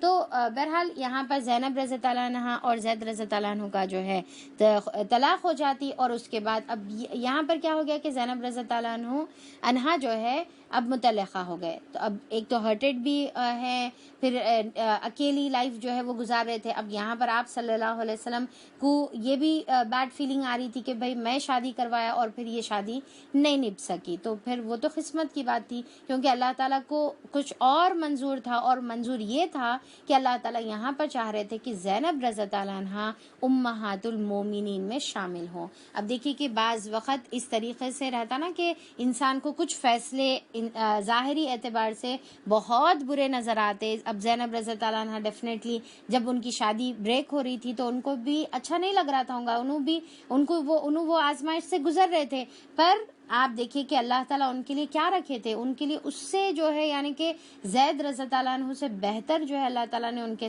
لیے انتخاب کیا تھا، اور تا قیامت تک کے آنے والے مدرز جو ہے بلیورز کی جو مائیں ہیں، مدر آف بلیورز جو ہے، ان کے اندر اللہ تعالیٰ نے زینب رضی اللہ عنہ کو شامل کرنے کا فیصلہ کیا تھا۔ تو اللہ تعالیٰ ان کو اس سے بہتر چیز اللہ تعالیٰ عطا کرے۔ تو اس کے لیے کیا ہے کہ حالات کے اوپر، آزمائشوں کے اوپر انسان کو کیا ہے صبر کرنے کا ہے اور بہتر چیز کی امید رکھنے کا ہے، اس سے بہتر اللہ تعالیٰ عطا کریں گے۔ حالانکہ ظاہری اعتبار سے بعض وقت سب دروازے بند نظر آتے، پر جب ہم اللہ پر توکل اور بھروسہ کریں گے تو اللہ تعالیٰ بہتر عطا کرتے ہیں۔ تو پھر اب یہاں پر اللہ تعالیٰ آپ صلی اللہ علیہ وسلم کو حکم دیے کہ زینب رضی اللہ عنہا سے نکاح کریں۔ اب آپ صلی اللہ علیہ وسلم پریشان، کیوں پریشان؟ کیونکہ وہ زمانے میں منہ بولا بیٹا سگا بیٹے کے جیسا سمجھا جاتا تھا، تو اب زینب رضی اللہ عنہا کیا ہو گئی کہ بھائی بہو ہو گئی تو سگی بہو کے جیسا یعنی کہ بیٹی کے برابر ہو گئے۔ تو اب آپ صلی اللہ علیہ وسلم سوچ بھی نہیں سکتے، تصور بھی نہیں کر سکتے کہ ان سے نکاح کرنے کا، پر اللہ تعالیٰ کا حکم آ گیا کہ نہیں، منہ بولا بیٹا سگا بیٹا نہیں ہوتا۔ کیا کسی کو بھی جو ہے زبان سے بول دینا کہ تم میرے بیٹے کے جیسے ہے، تم میرے بھائی کے جیسے ہے، تم میری بیٹی کے جیسے ہے، تو کیا سگے بیٹے ہو جاتے؟ نہیں ہو سکتے۔ تو اللہ تعالیٰ یہ رسم کو ختم کرنا چاہ رہے تھے، یہ جو مبنی کی جو رسم تھی وہاں پر وہ زمانے میں، تو یہ رسم کو اللہ تعالیٰ ہمیشہ ہمیشہ کے لیے ختم کرنا چاہ رہے تھے، کیونکہ آپ صلی اللہ علیہ وسلم آخری نبی ہے۔ اگر آپ صلی اللہ علیہ وسلم کے زمانے میں اگر یہ جو ہے تبنیہ کی اگر رسم جو ہے ختم نہ کی گئی تو پھر تا قیامت تک پھر ایسی ہی رسم باقی رہتی۔ تو اللہ تعالیٰ کو یہ جو ہے رسم ختم کرنا تھا۔ اور پھر کیا ہے کہ ایک ہے کہ زبان سے حکم کر دینا، حکم کرنے کے بعد کیا ہوتا کہ لوگ جو ہے عمل کرنے میں پھر بھی ریلکٹنٹ رہتے کہ کیسا کرنا، کیسا ہو سکتا، یہ پاسبل کیسا ہو سکتا۔ تو اللہ تعالیٰ جو ہے آپ صلی اللہ علیہ وسلم کو پریکٹیکلی عمل کر کے بتائے، کیونکہ جب آپ صلی اللہ علیہ وسلم کے بعد جو لوگ آئیں گے جو اتباع کریں گے آپ صلی اللہ علیہ وسلم کی، تو ان کو ذرا بھی جھجک نہیں رہیں گی اس طریقے کے رشتوں کو جو ہے حلال بنانے کے لیے۔ تو اللہ تعالیٰ آپ سے پریکٹیکلی یہ کام کروائے، تو اللہ تعالیٰ حکم دیے۔ پر آپ صلی اللہ علیہ وسلم جب اللہ کا حکم آ رہا تھا تو آپ صلی اللہ علیہ وسلم بے چین ہو جا رہے تھے اور یہ سوچ رہے تھے کہ اب تو جو کافر ہے ان لوگوں کو تو اب موقع مل جائے گا اسلام کے خلاف بات کرنے کا، اور وہ لوگ اسلام کے خلاف جو ہے باتیں بنائیں گے اور بولیں گے کہ یہ دیکھو کیسا اسلام ہے، انہوں جو محمد صاحب ہے صلی اللہ علیہ وسلم بڑی بڑی جو ہے یعنی کہ رشتوں کی باتیں کرتے ہیں، حقوق کی باتیں کرتے ہیں، اب دیکھو خود اپنی بہو سے جو ہے انہوں نے نکاح کر لیا۔ تو ایسی باتیں آپ صلی اللہ علیہ وسلم کے خلاف کی جائے گی اور انڈائریکٹلی اثر کیا ہوگا؟ اسلام پر اثر ہوگا۔ تو اس کے واسطے جو آپ صلی اللہ علیہ وسلم بہت زیادہ جو ہے پریشان ہو رہے تھے، اور ساتھ میں جو ہے منافقین بھی جو اسلام کا لبادہ اوڑھ کر مسلمانوں کی محفلوں میں اٹھتے بیٹھتے تھے، وہ لوگ بھی جو ہے چپ کے آپس میں جو ہے باتیں کرنا شروع کرے اور جو ہے جو یعنی کہ جو سچے دل کے جو مسلمان تھے اور پھر نیو ریورڈز جو تھے ان کے ذہن میں بھی جو ہے بیکار کی بیہودی باتیں جو ہے ڈالنا شروع کر دیے. تو آپ صلی اللہ علیہ وسلم اس کے بارے میں بے چین ہو رہے تھے. تو اب اسی لیے اللہ تعالیٰ یہ حکم نازل فرما رہے کہ اے نبی کریم صلی اللہ علیہ وسلم آپ کو ڈرنا اللہ تعالیٰ سے چاہیے. اب یہ وہ بیک گراؤنڈ کو نظر میں رکھ کر ذہن میں رکھ کر اب یہ آیت کو سمجھیے کہ اللہ تعالیٰ بول رہے کہ آپ کو اللہ سے ڈرنا چاہیے. آپ کو کافروں کے بارے میں یا منافقین کے بارے میں فکر کرنے کی آپ کو ضرورت نہیں ہے, ان کی اطاعت کرنے کی ضرورت نہیں ہے. بے شک اللہ تعالیٰ علیم ہے, اللہ تعالیٰ خوب جانتے کہ کیا احکام اسلام میں نازل کرنا ہے, شریعت میں کیا تبدیلی کرنا ہے اور اس کے پیچھے حکمت کیا ہے. ٹھیک ہے, اس کے پیچھے جو ہے حکمت کیا ہے, اور تا قیامت تک کے آپ صلی اللہ علیہ وسلم کو رول ماڈل بنانا تھا. تو اللہ تعالیٰ بول رہے کہ اللہ تعالیٰ علیمن حکیمن ہے, بہت زیادہ بہت بہت بہت زیادہ علم رکھنے والے اور بہت بہت بہت حکمت والے جو ہے فیصلے کرنے والے اللہ تعالیٰ ہے. تو لہٰذا آپ ان کی فکر نہیں کریے, اللہ تعالیٰ سے ڈریے. ٹھیک ہے, اب دیکھیے کہ اگر ان کیس جو ہے یہ تبنیاں والی جو رسم ہے, اگر یہ رسم باقی رہتی یہ بیٹا بنا لینے کی, تو مطلب آج جو ہے کس طریقے سے پورا جو ہے گڑبڑ ہو جاتی, یعنی کہ رشتوں میں گڑبڑ ہو جاتی کہ کوئی کسی کو بھائی بنا لے رہا, کوئی کسی کو بیٹا بنا لے رہا, کوئی کسی کو بیٹی بنا لے رہے, جس کو جو چاہے. تو اللہ تعالیٰ بولے کہ نہیں, ایسا نہیں ہوتا. جو نسلی ہوتے ہیں, جو سلبی ہوتے ہیں, آپ کے جو ہے خون کا جس سے رشتہ ہوتا ہے, وہی آپ کے لیے پھر کیا ہوں گے, حلال ہوں گے. یہ نہیں کہ آپ کسی کو بھی پکڑ کر جو ہے بیٹا یا بھائی بنا لیں. اب آج کل بھی جو ہے یہ بہت زیادہ عام بات ہے نا کہ اس طریقے کی رسم تو نہیں ہے, پر یہ طریقہ جو ہے غیر مسلمانوں سے ہم تھوڑا بہت سیکھے ہوئے ہیں. کلچر انفلوئنس ہے ہمارے اوپر, کلچرل انفلوئنس, اور وہ یہ ہے کہ ہم جو ہے ارے انہوں میرے بھائی کے جیسے ہے بھائی, انہوں چلتا, ان کے سامنے نکلے تو چلتا, ان سے باتیں کرے تو چلتا, کیونکہ انہوں کیا ہے کہ کچھ غلط نہیں ہے, ہماری نیتیں صاف ہے, انہوں ہمارے بھائی کے جیسے ہے. کوئی بھائی کے جیسا ہو جاتا, کوئی باپ کے جیسا ہو جاتا, کوئی بیٹے کے جیسا ہو جاتا. تو ہماری عورتوں کو کیا ہے کہ جو ہے کسی سے بھی جو ہے تعلق یعنی کہ آنا جانا باقی رکھنا ہے, تو پھر کیا ہے کسی کو بھائی بنا لو, کسی کو بیٹا بنا لو. تو اللہ تعالیٰ بتا رہے کہ یہ ایسے نہیں ہوتا, کوئی بھائی اور بیٹا نہیں ہوتا. آپ ان کو بڑا بھائی سمجھ رہے ہوں گے, آپ ان کو بیٹا سمجھ رہے ہوں گے, آپ ان کو باپ سمجھ رہے ہوں گے, پر انہوں جو ہے جب آپ کی طرف دیکھ رہے تو انہوں ضروری نہیں ہے کہ آپ کو واقع میں پھر بیٹی کی نظر سے دیکھے.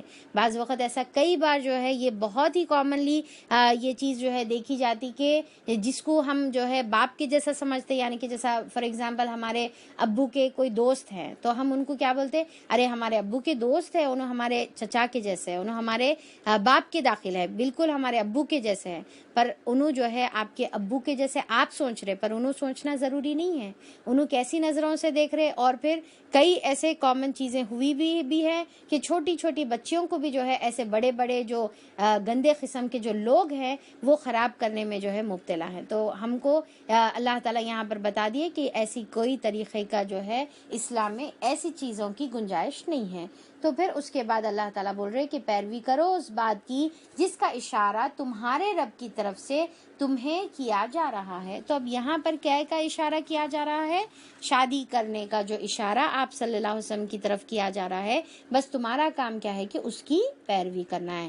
واتبع, تمہارے کو پیروی کرنا ہے, ما یوحا الیکا من ربک, تمہارے رب کی طرف سے جو بھی تمہارے پر حکم کیا جا رہا ہے. تو اللہ تعالیٰ بول رہے کہ کسی کی فکر کرنے کی ضرورت نہیں ہے, تم کو اللہ تعالیٰ کی وحی کی اطاعت کرنا ہے. اب دیکھیے کہ یہاں پر اگر ہم یہ آیت کو ان کانٹیکسٹ رکھ کے دیکھیں گے تو اس کا مطلب یہ ہے کہ اللہ تعالیٰ جو شادی کا حکم دے رہے اس کی پیروی کرو بول رہے, رائٹ. اب دوسرا جو ہے ان جنرل اگر ہم حکم دیں گے تو اللہ تعالیٰ بول رہے کہ پیروی کرو ما یوحا, جو بھی قرآن تمہاری طرف جو ہے کی جا رہی ہے, چاہے وہ قرآن کی شکل میں رہو, چاہے وہ وحی خفی یعنی کہ حدیث کی شکل میں رہو, تم کو اس کی کیا کرنا ہے, پیروی کرنے کا ہے. اب دیکھیں کہ یہ کس کو حکم دیا جا رہا, آپ صلی اللہ علیہ وسلم کو. تو اب دوسرا کیا ہے کہ ہم کو بھی یہ حکم ہے کہ قرآن کے اندر جو بھی آیتیں آ رہی ہے, جو بھی احکامات نازل فرمائے جا رہے ہیں, اس کو ہم کو کیا کرنا ہے, اتباع کرنے کا ہے. اب آپ لوگ یہ بتائیے کہ اتباع کا جو مطلب ہے, ٹھیک ہے, آپ لوگ اگر معلوم ہے تو بتا سکتے, اتباع کا مطلب کیا ہے, کون سی اطاعت یا کس طریقے کی پیروی کو کہتے ہیں. آپ کے چارٹس آن ہیں, کر سکتے ہیں آپ لوگ چارٹ فالو کرنا, ٹھیک ہے. اور گڈ. اوبے کرنا, اطاعت کرنا, ٹھیک ہے, اسٹیپ آن اسٹیپ فالو کرنا, ٹھیک ہے. اسرا سمین, ویری گڈ. اور پھر باقی کے بھی لوگ جتنے بھی جو ہے یہ آنسر دیے, یعنی کہ فوڈ اسٹیپ کو فالو کرنا, بالکل ایگزیکٹلی جیسا ہے ویسا ہو بہو جو کاپی کرنے کو جو ہے اتباع کہتے ہیں. اطاعت یعنی کہ حکم ہو رہا اور حکم ہونے کے بعد آپ اس کو جو ہے فالو کر رہے تو اس کو کیا کہیں گے, اطاعت بولیں گے, ٹھیک ہے. پر اتباع کس کو بولیں گے؟ اتباع یعنی کہ ایگزیکٹلی جو جہاں پر فار ایگزامپل آپ کسی کو فالو کر رہے, ٹھیک ہے, تو اگر آپ ان کو فالو کر رہے تو آپ ان کے قدم پہ اپنا قدم رکھ کے فالو کر رہے. ایک تو آپ کیسا بھی فالو کرو نا, سائڈ میں بھی رہ کے فالو کرو ایگزیکٹلی, پر اتباع کیسا ہے کہ ایگزیکٹلی انہوں جہاں اسٹیپ رکھے وہیں پر پھر اپنا پیر رکھنا, پھر انہوں جہاں سیکنڈ اسٹیپ رکھے وہیں پر اپنا پیر رکھنا اور پھر اس کو فالو کرنا, یعنی کہ ہو بہو ایگزیکٹلی, تو اس کو جو ہے اتباع کہتے ہیں. تو اللہ تعالیٰ کیا بتا رہے کہ قرآن کی اتباع کرو اب یہاں پر, کہ جیسا اللہ تعالیٰ قرآن کے اندر حکم دے رہے ایگزیکٹلی اس کو تم کو جو ہے فالو کرنا ہے. پھر تم کو صحیح لگو یا غلط لگو یا ماحول کے جو بھی طریقہ رہو, لوگوں کی باتوں کے جو ہے ڈر رہو, کچھ بھی رہو, تم کو اس کی فکر نہیں کرنا ہے. اب دیکھیں کہ یہاں پر ہمارے معاشرے میں بھی جو ہے کئی ایسے رسومات جو ہے موجود ہیں. تو یہ تمام رسومات میں اکثر دیکھا جاتا کہ داڑھی رکھنے والے, ٹوپی پہننے والے, تہجد گزار والے, 5 نمازی لوگ بھی ایسی بیکار کی جو رسومات ہے, نہیں معاشرے کا طریقہ ہے نا, لوگوں کا طریقہ ہے, ایسا تو کرنا ہی پڑتا, یہ تمام چیزوں کو تو فالو کرنا ہی پڑتا. تو یہ اس طریقے کی جو ہے چیزوں میں مبتلا ہے, حالانکہ اللہ تعالیٰ کی جو ہے فرما برداری دوسرے تمام چیزوں میں کرتے, پر جہاں پر معاشرے کی بات آتی تو معاشرے کا اتنا ڈر ذہنوں پر سوار ہو جاتا ہے کہ ان کی جو ہے اتباع کرنا شروع کرتے اور کئی اس میں جو ہے اللہ تعالیٰ کی نافرمانیوں پر اتر آتے. تو دیکھیے کہ اللہ تعالیٰ کی اطاعت میں کسی کی جو ہے دل جوئی ہمارے ذہن میں نہیں ہونا ہے. تو نہیں اتنا تو کرنا پڑتا, اتنا تو دینا پڑتا, اتنا تو لینا پڑتا, اس طریقے کی تمام جو چیزیں ہیں وہ چیزیں جو ہے پھر ہمارے لیے جائز نہیں. ہمارے لیے کیا ہے, قرآن کو فالو کرنا ہے اور قرآن کے علاوہ آپ صلی اللہ علیہ وسلم کی زندگی کو ہم کو فالو کرنا ہے. ان اللہ کان بما تعملون خبیرا, کہ اللہ تعالیٰ ہر اس بات سے باخبر ہے جو تم لوگ کرتے ہو. اللہ تعالیٰ پر توکل کرو, اللہ ہی وکیل ہونے کے لیے کافی ہے. اب یہاں پر اور ایک حکم کیا آ گیا کہ توکل علی اللہ, اللہ تعالیٰ کے اوپر توکل کرو, یہ اللہ تعالیٰ کی اطاعت کرنا ہے, اس کے بعد توکل. اب دیکھیں کہ 3 حکم آ گئے یہاں پر آپ صلی اللہ علیہ وسلم کو. کیا آ گئے؟ پہلے اتق اللہ, اللہ تعالیٰ سے تقویٰ کرو. دوسرا حکم آ گیا کہ اتباع کرو, قرآن کی جو بھی تمہارے اوپر وحی کی جا رہی ہے اس کی اتباع کرو. تیسرا حکم کیا آ گیا؟ توکل کرنا ہے. اب جب اللہ سے ڈر رہے, کسی اور سے نہیں ڈر رہے, اور پھر اللہ تعالیٰ کے احکامات کو فالو کر رہے, کسی اور کو نہیں فالو کر رہے, تو اس کے بعد کیا کر رہے, کیا ہوتا کہ تمہارے کو بہت زیادہ ہرڈلز آ سکتے, ریجیکشن آ سکتا, لوگوں کی تنقیدیں, لوگوں کے تانے, لوگوں کی برائی باتیں, بری نظریں, تمہارے اوپر انگلیاں اٹھ سکتی, سب ہو سکتا. پر اس میں کیا کرنا ہے تم کو؟ اللہ پر بھروسہ کرنے کا ہے. توکل کس کو کہتے ہیں کہ آپ کو کیا کرنا ہے کہ پورا کا پورا اللہ تعالیٰ کے اوپر یعنی کہ اعتماد کرنے کا ہے. توکل اگر ہم دیکھیں گے یعنی کہ کسی کے اوپر پورا اعتماد کرتے ہوئے اپنا معاملہ اس کے حوالے کر دینا. جیسا فار ایگزامپل توکل جو ہے وکلا سے, وکیل ہم اردو میں استعمال کرتے نا, وکیل کس کو کہتے ہیں؟ وکیل اس کو کہتے ہیں جس کے اوپر آپ اپنا کیس جو ہے حوالے کر دیتے اور اس کے اوپر بھروسہ کرتے کہ بھئی اب تم لڑو ہمارے لیے, ٹھیک ہے, تم ہمارے لیے فائٹ کرو. تو وکیل کیا کرتا؟ آپ کے لیے جو ہے آپ سے تمام چیزیں معلوم کر لیتا اور آپ کے لیے پھر انہیں جو ہے فائٹ کرتا, رائٹ. تو اب یہاں پر توکل کا مطلب کیا ہے؟ ہم وکیل کس کو بنا رہے؟ اللہ کو وکیل بنا لے رہے, اللہ تعالیٰ کے ہاتھ میں ہمارے تمام معاملات کو سپرد کر دے رہے اور اللہ تعالیٰ کے اوپر پورا اعتماد اور بھروسہ کرتے ہوئے پورا معاملہ اللہ کے حوالے کر دے رہے, پورے پاور آف اٹارنی جو ہے ہم اللہ تعالیٰ کو دے رہے اور اب اللہ تعالیٰ کو بولے کہ بس اللہ تعالیٰ تو ہی ہمارا وکیل ہے. اور آپ صلی اللہ علیہ وسلم نے یہ ہمیشہ کیا بھی, کیا بولے؟ حسبنا اللہ نعم الوکیل, اللہ تعالیٰ میں آپ جو ہے میرے لیے کافی ہے, حسبنا اللہ, اللہ تعالیٰ آپ ہمارے لیے جو ہے کافی ہے. بخاری اور مسلم کی حدیث میں آتا نا کہ جب بھی آپ صلی اللہ علیہ وسلم کو کوئی مشکل آتی تو آپ صلی اللہ علیہ وسلم یہ دعا پڑھتے. ابراہیم علیہ السلام کو بھی جب آگ میں ڈالا گیا تو ابراہیم علیہ السلام نے بھی یہی دعا کی تھی. تو یہ آپ صلی اللہ علیہ وسلم اور تمام انبیاء کا جو ہے طریقہ تھا کہ اللہ تعالیٰ کی اطاعت کرنا ہے, فرما برداری کرنا ہے اور تمام حوالے اللہ تعالیٰ کے لیے کرنا ہے. اور اللہ تعالیٰ بولے وَكَفَى بِاللَّهِ وَكِيلًا, اور اللہ تعالیٰ کافی بھی ہے تمہارے لیے وکیل. اللہ تعالیٰ کے اوپر تم حوالے کر دو اور سکون میں بیٹھ جاؤ اور مومن کرتا بھی یہی ہے کہ اللہ تعالیٰ کے تمام معاملے اللہ کے حوالے کر دیتا ہے اور سکون میں آ جاتا ہے۔ اب دیکھیں کہ 3 چیزوں کا حکم دیا گیا اور ایک چیز سے روکا گیا، اور کس چیز سے روکا گیا؟ کہ منافقین اور کافر کی اطاعت مت کرو، بولے اللہ تعالیٰ۔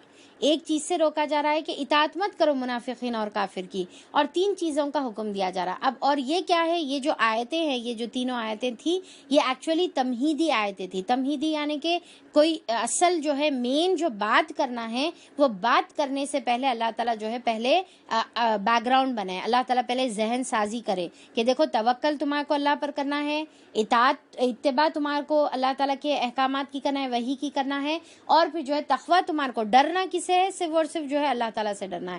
اب یہ 3 چیزیں کر لینے کے بعد اب جو اللہ تعالیٰ آگے احکامات نازل فرما رہے، چاہے وہ تمہارے معاشرے میں گڑی ہوئی ہوں گی۔ اب دیکھیں کہ آج ہمارے معاشرے میں کچھ چیزیں ایسی اندر یعنی کہ روٹس اس کے اتنے گہرے روٹس پکڑے ہوئے ہیں کہ اس کے خلاف اگر کوئی آواز اٹھائے تو انہیں جو ہے ایلین دکھ رہا، انہیں جو ہے نمونہ دکھ رہا ہے، یہ کون سے مطلب یہ کیسی بات ہے بولے جیسا جو ہے انہیں سمجھا جا رہا۔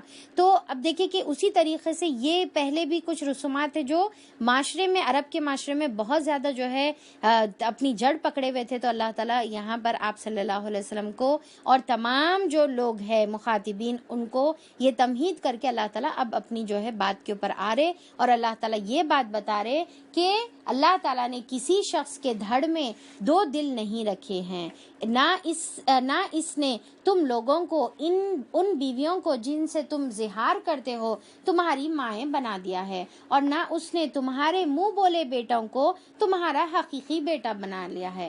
اب جب اللہ تعالیٰ یہ بیک گراؤنڈ پریپیئر کرے اللہ تعالیٰ، اس کے بعد اب ایسی باتیں اب اللہ تعالیٰ بتا رہے، اب جو حلق سے نیچے جو ہے اب تھوڑا اتر سکتی انہیں، نہیں تو وہ پہلے حلق سے نہیں اتر سکتی تھی۔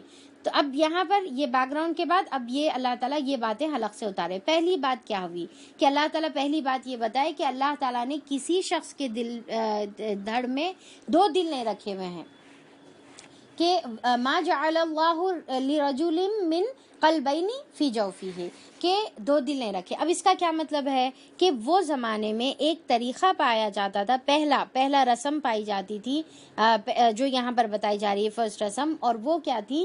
زہار کی رسم تھی۔ ابھی ہم لوگ مبنی کے بارے میں پڑھے تھے، اب دوسری رسم جو ہم پڑھ رہے زہار کی پڑھ رہے۔ زہار کا مطلب کیا ہے؟ سمپل ہے، اس میں یہ بولا جاتا تھا کہ تم جو ہے میرے ماں کے جو ہے پیٹھ کے برابر ہو۔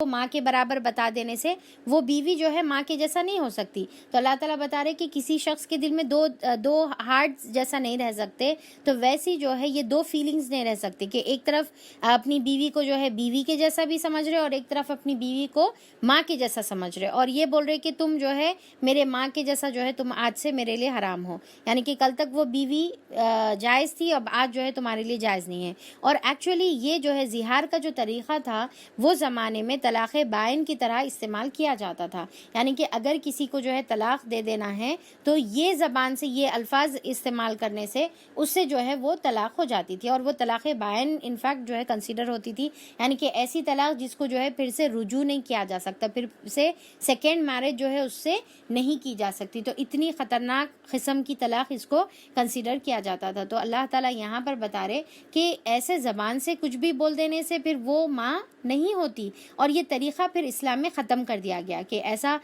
کسی کو بولیں گے، البتہ اس کے اوپر جو ہے بہت بڑی جو ہے پینالٹی رکھی گئی، کفارہ رکھا گیا، اور جس کا ڈیٹیلز انشاءاللہ ہم لوگ جیسا سورہ مجادلہ میں جو ہے خولہ بنت ثعلبہ کے بیک گراؤنڈ میں ہم لوگ پڑھیں گے کہ اگر کوئی شخص اس طریقے سے کہہ دے تو اللہ تعالیٰ بتاتے ہیں کہ ایک غلام اس کو آزاد کرنا پڑے گا، یا پھر 2 منتھس کے جو ہے مسلسل روزے رکھنا پڑیں گا، یعنی کہ 60 کنزیکیٹیو روزے جو ہے اس کو رہنا پڑے گا ایک ساتھ۔ اگر بیچ میں ایک روزہ بھی اگر اس کا چھوٹ گیا تو پھر اس کی کاؤنٹنگ جو ہے 1 سے پھر سے شروع ہوگی، تو مسلسل ایک ساتھ جو ہے 60 روزے رکھنا پڑیں گا، یا پھر 60 مسکین کو اس کو جو ہے کھانا کھلانا پڑیں گا۔ تو یہ کوئی معمولی بات نہیں ہے جو تم جو ہے اپنی زبانوں سے نکال رہے، کبھی دل بولا تو کسی کو حلال بنا لے رہے اور حرام بنا رہے۔ تو ہم اپنی مرضی سے کوئی چیز کو شریعت میں حلال اور حرام نہیں بنا سکتے، یہاں تک کہ کوئی رشتے کو بھی ہم حلال اور حرام نہیں بنا سکتے جب تک کہ اللہ تعالیٰ کا حکم نہ ہو. تو یہ جو زہار کا جو سسٹم تھا، یہ زہار کا سسٹم جو ہے ختم کر دیا گیا، اور اللہ تعالیٰ بولے کہ نہیں، اب سے کوئی زہار کا سسٹم نہیں رہے گا. اس کے اوپر کفارہ اللہ تعالیٰ بتا دیے. اس کا پہلا حکم تو ایکچولی سورہ مجادلہ میں ہے، اب یہاں پر اسی سے ریلیٹڈ جو ہے اور تھوڑا سا احکام اللہ تعالیٰ نازل فرما رہے اور بتا رہے کہ جو ہے کسی کے جو ہے دھڑ میں اللہ تعالیٰ نے دو دل نہیں رکھے، یعنی کہ دو فیلنگز نہیں ہو سکتی، پاسبل نہیں ہے یہ. نہ اس نے تم لوگوں کی ان بیویوں کو جن سے تم زہار کرتے ہو تمہاری مائیں بنا دیا ہے، یعنی کہ یہ اللہ تعالیٰ بتا رہے کہ یہ نہیں ہو سکتا. طلاق کی یہ جو شکل جہالت کے زمانے میں جو مانی جاتی تھی، اب یہ طلاق کی شکل نہیں مانی جائے گی. ٹھیک ہے، یعنی کہ اب ایسا بول دینے سے اب یہ طلاق نہیں ہوگی. انفیکٹ جو ہے کیا ہے کہ وہ شخص کو اگر وہ رجوع کرنا چاہ رہے، اچھا یہاں پر دیکھیں کہ طلاق اگر وہ زبان سے یہ بولے کہ ماں کے جیسا ہے اور پھر وہ طلاق دے دینا چاہ رہے تو ٹھیک ہے، طلاق ہو جائے گی. ٹھیک ہے، پر اگر پھر ان کو رجوع کرنے کا ہے تو وہ ڈائریکٹ جو ہے اپنی شادی کو رجوع نہیں کر سکتے جب تک کہ یہ اتنا بڑا کفارہ نہ دے دے. تو اللہ تعالیٰ بولے کہ زبان سے کچھ بھی چیز کو معمولی سمجھ کے زبانوں سے نکال دینے سے نہیں ہوتا، بلکہ تمہاری جو زبان سے تم جو بات نکال رہے اس کی اب تمہارے کو سزا یہ رہیں گی کہ تم کو ایک غلام آزاد یا 60 دیس کے جو ہے 61 روزے، یعنی کہ اتنی بڑی پینالٹی اس کے اوپر جو ہے رکھ دی گئی. تو اللہ تعالیٰ اس کو یہ طریقے کو یہ پینالٹی رکھنے کا وجہ کیا تھی کہ یہ طریقے کو اللہ تعالیٰ جو ہے ختم کر دینا چاہ رہے تھے. تو شریعت محمدیہ میں یہ طریقے کو یا پھر جو ہے یہ رسم کو جو ہے اللہ تعالیٰ باقی نہیں رکھنا چاہ رہے تھے، تو یہ چیز جو ہے ختم ہو گئی. اب دیکھیں کہ یہاں پر ایک سوال یہ ہو سکتا، کچھ لوگ سمجھتے کہ بھائی زبان سے کچھ بھی اس طریقے کے الفاظ نکلتے ساتھ ہی وہ زہار میں آ جائیں گا. اب جیسا ہوتا نا کہ کوئی جو ہے بیزار میں آ کے یا غصے میں ابا ماں میری اماں نکو اماں اس طریقے سے اگر بول دیے تو صحیح میں ماں نہیں ہو جاتی. ٹھیک ہے، یہ جو ہے جیسا چڑ میں آ کے بول دینا، مذاق میں بول دینا یا غصے میں بول دینا. ٹھیک ہے، تو اس سے کیا ہوتا کہ یہ زہار والا مسئلہ نہیں ہوتا. یہ زہار والا مسئلہ تو کیا ہے کہ خاص طور پہ اس طریقے کی طلاق کی نیت جیسا ذہن میں رکھتے ہوئے یہ پوری زبان سے پورا یہ الفاظ ادا کرنا کہ تم میرے ماں کی پیٹھ کے جیسے ہو یا تم آج سے میری ماں کے جیسے ہو، تو اس طریقے کا بولنا وہ زہار میں آئے گا. صرف ایسی جو ہے زبان سے مذاق میں کچھ بھی زبان سے ایسا بول دیے، غلطی سے بول دیے، مذاق میں بول دیے، ٹھیک ہے، تو وہ پھر زہار میں نہیں آئے گا. اس کے اوپر کوئی پینالٹی یا اس کے اوپر جو ہے کوئی کفارہ نہیں ہے. تو پہلی چیز اللہ تعالیٰ اس کے اوپر ایڈریس کرے. اور دوسرا کیا بول رہے کہ اور نہ تمہارے منہ بولے بیٹوں کو تمہارا حقیقی بیٹا بنایا ہے. اللہ تعالیٰ یہ بھی نہیں کرے کہ تم جو منہ بولے بیٹے بناتے ہو وہ تمہارا حقیقی بیٹا بھی نہیں ہو سکتا، یعنی کہ وہ تمہاری جائیداد میں انہیریٹ نہیں کر سکتا. تو اب اس سے جو ہے اب ایک سوال یہ پیدا ہوتا کہ اچھا کسی کو بیٹا بنانے سے وہ بیٹا تو نہیں ہوتا، تو پھر کیا اڈاپٹ کرنے کا جو سسٹم ہے اسلام میں کیا وہ جائز ہے یا نہیں ہے؟ تو دیکھیے کہ اڈاپشن کا جو سسٹم ہے اسلام میں ایکچولی اس کی کوئی حقیقت نہیں ہے، یعنی کہ ایسا کوئی طریقہ اسلام میں نہیں ہے. اوکے، کہ اڈاپٹ کرنے سے وہ بچہ جو ہے آپ کا سگا بیٹا بن جاتا، تو ایسا تو نہیں ہے.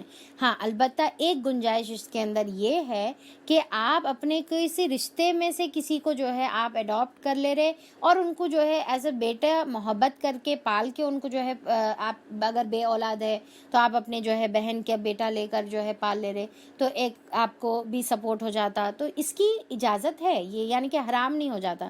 پر یہ ذہن میں رکھنا ہے کہ وہ سگا بیٹا نہیں ہو سکتا، اور دوسرا یہ کہ وہ آپ کی جائیداد میں انہیریٹ نہیں کر سکتا. ٹھیک ہے، تو اب کیا کریں گے، کس طریقے سے اڈاپٹ کریں گے؟ تو اڈاپشن کا طریقہ اسلام میں اس طریقے سے ہے کہ اگر آپ بیٹا اڈاپٹ کر رہے تو پھر آپ ایسا کرنا جو آپ کا محرم ہے، یعنی کہ آپ اپنے بھائی کا بیٹا یا اپنی بہن کا بیٹا آپ جو ہے لے کر ان کی انڈرسٹینڈنگ میں آپ جو ہے اس کو اڈاپٹ کر سکتے. اگر آپ بیٹی اڈاپٹ کر رہے تو پھر آپ جو ہے آپ کے ہسبینڈ کے بھائی اور بہن کی بیٹی آپ لے سکتے، کیونکہ آپ کو ایسا رشتہ لینا ہے جو آپ کا محرم ہے اور بڑے ہونے کے بعد پھر نامحرم والا پرابلم نہ ہو. جیسا اگر آپ اپنی بہن کی بیٹی اگر لیے تو جب وہ بالغ ہو جائے گی تو پھر وہ رشتہ کیا ہے جو یعنی کہ منہ بولا جو باپ ہے اس سے رشتہ کیا ہے؟ خالو کا رشتہ ہے. تو پھر خالو تو محرم نہیں ہوتا, تو پھر آگے جا کر جو ہے پھر پردے کا مسئلہ ہو جائے گا. تو ایسا رشتہ آپ اڈاپٹ نہیں کر سکتے. ہاں اگر آپ جو ہے اپنے ننند کی بیٹی کو اگر آپ لیں گے تو پھر کیا ہوتا, بڑے ہونے کے بعد پھر وہ شخص جو ہے یعنی کہ جو باپ ہے, منہ بولا باپ ہے, وہ کیا ہوں گا کہ اس کا کیا رہیں گا, جو بھی رشتہ ہے میرے خیال سے ماموں رہیں گا. تو پھر وہ کیا ہے, محرم والا رشتہ ہے, رائٹ. تو پھر یہ آپ اس طریقے سے کر سکتے. تو بیٹا رہیں گا تو عورت اپنے بھائی بہن کا جو ہے لے سکتی ہے. اگر بیٹی ہے تو پھر جو ہے آدمی کے بھائی بہن کی بیٹی جو ہے لے کر اڈاپٹ کر سکتے ہیں. اور یہ ذہن میں رکھتے ہوئے کہ یہ سسٹم اسلام میں نہیں ہے. دوسرا کہ وہ سگا بیٹا اور بیٹی نہیں بن سکتے. اور تیسرا یہ کہ جو ہے ان کا یعنی کہ اللہ تعالیٰ نے جو رشتہ یعنی کہ جو سگی اولاد کا جو حصہ رکھا ہے, انہیریٹ جو جس طریقے سے کرتے ہیں اس طریقے سے انہیریٹنس میں یہ حصے دار نہیں ہو سکتے. تو چلیے انشاءاللہ ہم لوگ یہیں پر انشاءاللہ اینڈ کریں گے, اور پھر کل ہم لوگ آگے آیت کو کنٹینیو کریں گے. ابھی تھوڑا سا حصہ باقی ہے آیت نمبر 4 کا, تو بہرحال انشاءاللہ ہم لوگ کل کنٹینیو کریں گے اس کو. اللہ تعالیٰ سے دعا ہے کہ اللہ تعالیٰ ان تمام باتوں پر عمل کرنے کی توفیق عطا فرمائے, اور اللہ تعالیٰ ہم کو یہ تمام جو احکامات اللہ تعالیٰ نے آپ صلی اللہ علیہ وسلم کے لیے دیا ہے, اور تمام جو ہے آپ صلی اللہ علیہ وسلم کی امت کے لیے جو دیا ہے, اس کے اوپر عمل کی توفیق عطا فرمائے. اللہ تعالیٰ ہم کو تجھ سے ڈرنے والا بنا دے, تیری اتباع یعنی کہ تیرے وحی کی اتباع کرنے والا بنا, تیرے نبی کریم صلی اللہ علیہ وسلم کی اتباع کرنے کی توفیق عطا فرما. اور اللہ تعالیٰ بے شک ہم تجھی پر توکل اور بھروسہ کرتے ہیں. اللہ تعالیٰ تو ہمارے لیے کافی ہو جا. حسبنا اللہ و نعم الوکیل. حسبی اللہ لا الہ الا ہوا علیہ توکلت وہو رب العرش العظیم. اللہ تعالیٰ ہم تجھ پر بھروسہ کرتے ہیں, اور بے شک ہم کو یقین ہے کہ اللہ تعالیٰ تو ہمارا اگر نگہبان بن جائے, تو ہمارا وکیل بن جائے, تو پھر ہم کو ہر چیز سے جو ہے ہم بے فکر ہو جائیں گے. اللہ تعالیٰ ہم کو بس تیرے اوپر بھروسہ کرنے والا بنا, اور تمام دنیا کی محتاجی سے اللہ تعالیٰ تو بے نیاز کر دے. اور اللہ تعالیٰ تو ہمارے یہاں پر بیٹھنے کو قبول فرما لے, اور ہمارے تمام پریشانیوں کو اور مشکلوں کو اللہ تعالیٰ تو دور فرما دے. آمین ثم آمین. وآخر الدعوانا ان الحمد للہ رب العالمین. سبحان ربک رب العزت عما یصفون وسلام علی المرسلین والحمد للہ رب العالمین. وصلی اللہ علی نبینا محمد وآلہ وصحبہ اجمعین برحمتک یا ارحم الراحمین. السلام علیکم ورحمۃ اللہ